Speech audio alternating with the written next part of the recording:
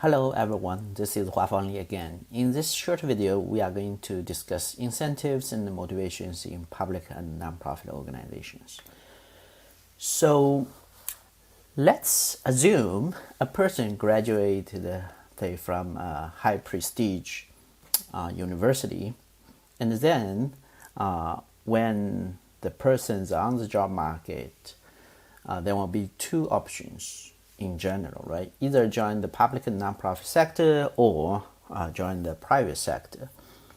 And we in generally know that if you join the private sector in the lifelong span, you possibly will earn a little bit more or much more than joining the public and nonprofit sector.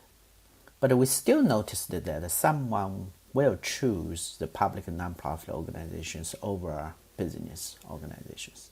Then the difference becomes, a curiosity problem for us to solve. So why that person choose the public and nonprofit sector over the private sector? One possible explanation offered by James Perry and the co-authors is for those who join the public and nonprofit sector, usually means they have a higher level of public service motivations. So what do they mean by public service motivations? It means an individual's motives grounded primarily or uniquely in public institutions and organizations. So rather than loyal to business, like Japanese people do, or something else, it's different because these motivations are grounded primarily or uniquely in public organizations. Okay, so what does this really mean? So they further divided it into three different aspects or three different public service motives, right? So one's rational. Basically, it means you are going to maximize your utility if your utility is grounded in the public sector. And then secondly, norm-based, right?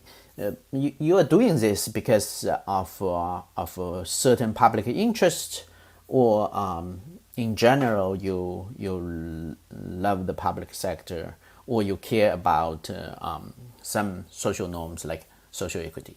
Okay, so you want to conform to norms.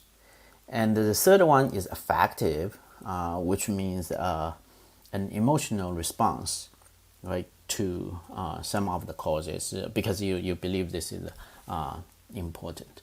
So to further elaborate, for rational, which means you participate in the policy formulation or designing process because you think you can cast a larger influence or have some sort of more salient impact in policymaking. And then you committed to this, either the policy or program, because of recognizing yourself personally, because this is all talking about maximize your personal utility. Right? And of course, you can advocate for special or private interests that benefits yourself.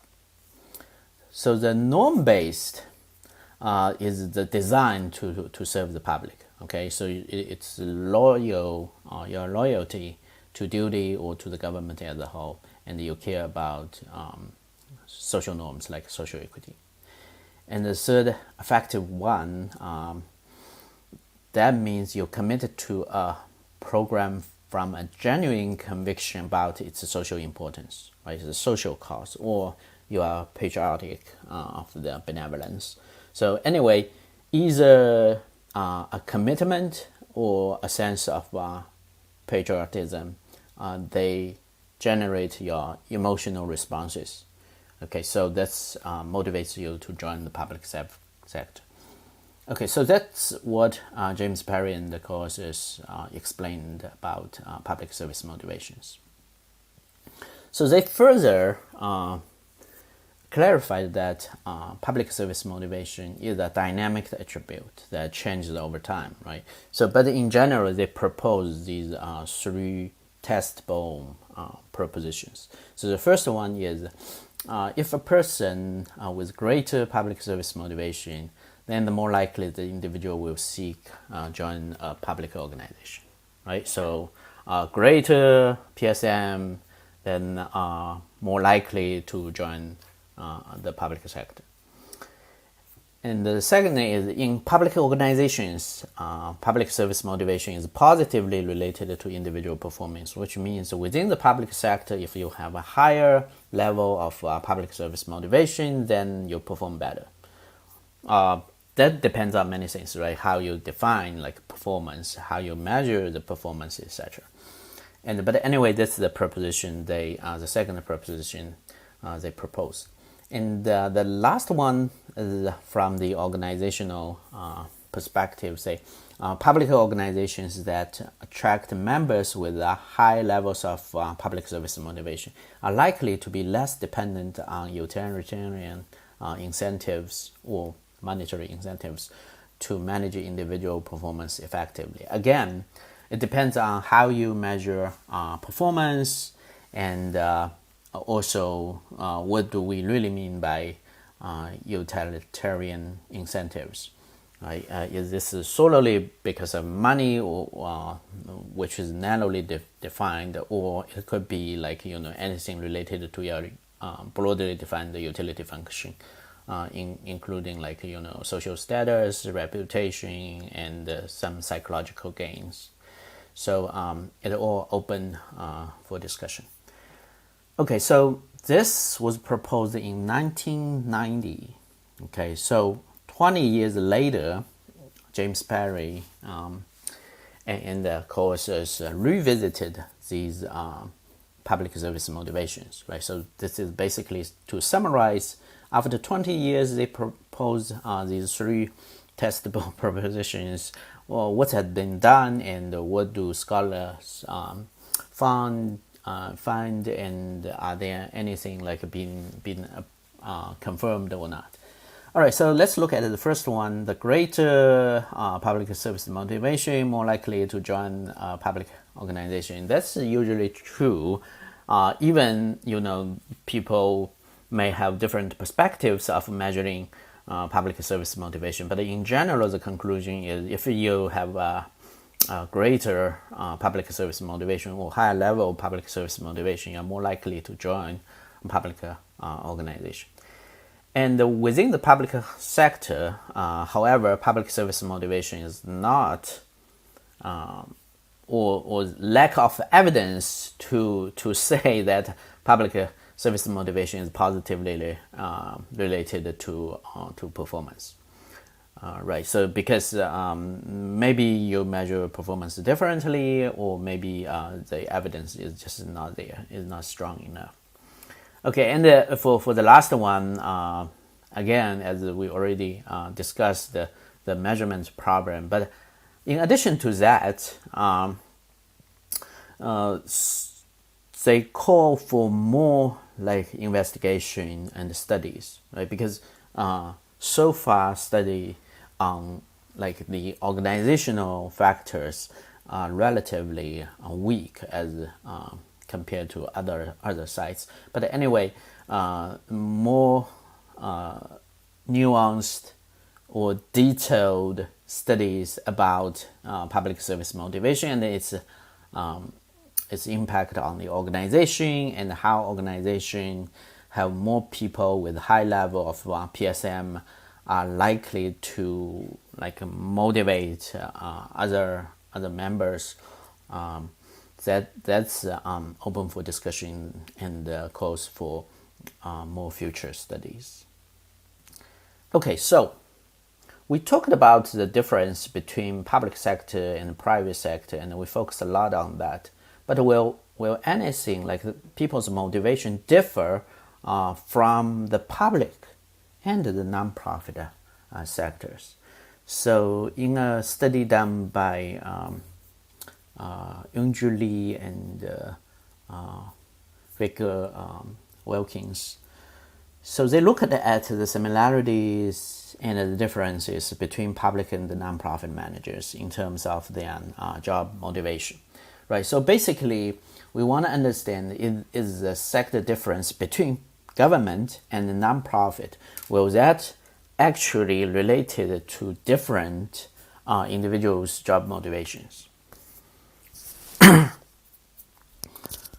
So in general, we would say, okay, if you choose a job, right? When you choose a job, you are looking for a career opportunity that best satisfies your needs and is also most compatible with your values, right? So it will be great if you can like have both, right? Follow the money and follow your heart, right? You are doing a job which you love, and it also gives you a lot of money. So that would be ideal. But unfortunately, in the real world, sometimes you need to sacrifice one in exchange for another, right? Very few lucky people can have both. Okay, but anyway, so then study looked at 7 different things and try to tease out the difference between job motivations at a government and nonprofit organizations. So done by a bunch of statistical exploration and testing, Lee and Wilkins found that advancement opportunities, like development opportunities or your career advancement, and the level of your salary and pension and retirement plans, as well as the ability to serve the public, like related to your skills, knowledges, and also your perceptions of the capability, right? Like self-efficacy. So all these things, 4 different aspects, determine your probability to join government. While family-friendly policy increase the responsibility, like you have a social responsibility, not only for like your community, but also for a larger scale.